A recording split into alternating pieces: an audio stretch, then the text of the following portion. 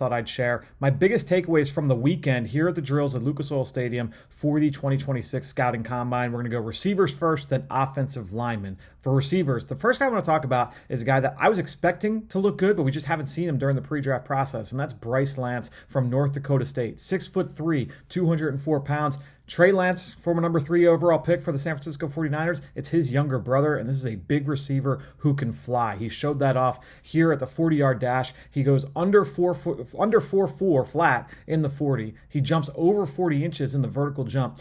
There have been exactly 4 receivers in the last 25 years that have done that, coming in at over 6'3", break 4.4 with a 40-inch vert. So just a rare company for Bryce Lance as an athlete. I thought he had a really good showing here in Indianapolis. Now let's go to Skyler Bell. This is a player that I was not super high on, and he outsurpassed my expectations coming into the event. 5'11", 192, was extremely productive this year for UConn, and honestly, this performance is something he needed because he's got issues with blocking. He's not always the sharpest route runner on tape. He doesn't play special teams, so what does that mean? That means you got to look like a starting caliber receiver. So he goes 4.4 flat in the 40-yard dash. He broad jumps 133 inches. He verts 41 inches. So he shows off that explosiveness. He looked clean in drills. I thought he had a nice toe tap catch along the sideline. He looked it in over the shoulder. He showed some sharp routes in the quick game. Never put one ball in the ground the entire workout. This is what Skyler Bell needed coming out here to Indianapolis. I thought he had a really good showing. And then one more receiver that I actually had not gotten to his film. I knew the book on Malik Benson,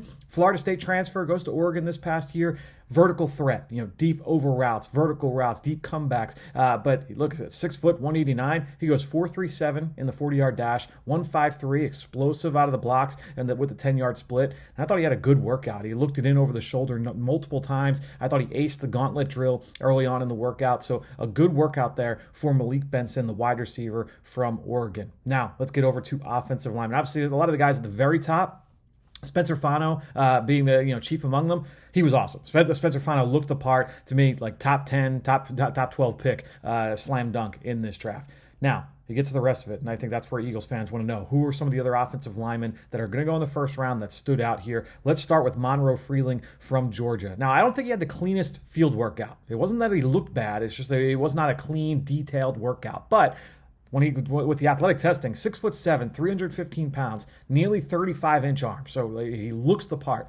He goes 4.93 in the 40-yard dash, 1.71 10-yard split, 115 inches in the broad, 33.5 inches in the vert. He is a physical specimen, only a one-year starter at left tackle for the University of Georgia. Now we're going to go to my guy, Iheanachor from Arizona State. Talked about him so much going into and through the Senior Bowl. Well, he kept that positive momentum rolling here from Arizona State. 6'6", 321 pounds. He goes 4.91 in the 40-yard dash, 1.73 10-yard split, showing off that explosiveness, 115-inch broad jump. Again, like Freeling, it wasn't a perfect field workout, in terms of like the on-field drills, but I thought absolutely showed the flashes of what you come to expect for a guy who has not played a ton of football. Caleb Lomu from Utah. This is an environment built for him, and he really showed out. 6'6", 313 pounds, 2-year starter at left tackle for Utah, 4.99 in the 40-yard dash, so broke 5 seconds, 113-inch broad, 32.5 inch vertical. And with Lomu, the big thing I would say is like watching all these guys throw through, and he was with the second group of offensive linemen doing field drills. When he got out there with the very first rep, his feet, I was like, whoa, he has got a different level of foot quickness and range compared to a lot of these other tackles in this class. So the athletic upside is absolutely there with Caleb Lomu. And I would say in terms of a guy that outsurpassed my expectations too along the offensive line group, Jude Bowry from Boston College. So he played left tackle. He is a guy I would say I'm a little bit lower on compared to consensus, compared to a lot of other analysts out there.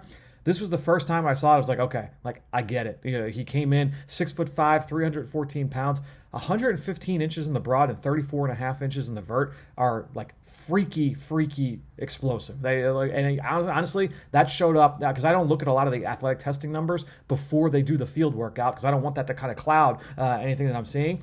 When I watched the field workout, I said, yeah, like this kid looks twitchy. He looks explosive. I thought that that was the best that I had seen him look. I saw him at the Senior Bowl. I've watched him twice on film from last summer and then here this fall. So this was the best that I thought Jude Bowry looked to my eye. So now I feel like I got to go back to the drawing board a little bit. Just go back and double check some of the things that I've done on him already. Going to the interior line, just two names that are kind of first round, second round possibilities. Vega Ioane did not do much in terms of testing, but he was awesome in the field work. To me, the effort, some words I wrote down: smooth, effortless, no wasted movement. His ability to kind of like unlock his hips and go, get off the ball. I thought that he was one of the best offensive linemen in the field drills.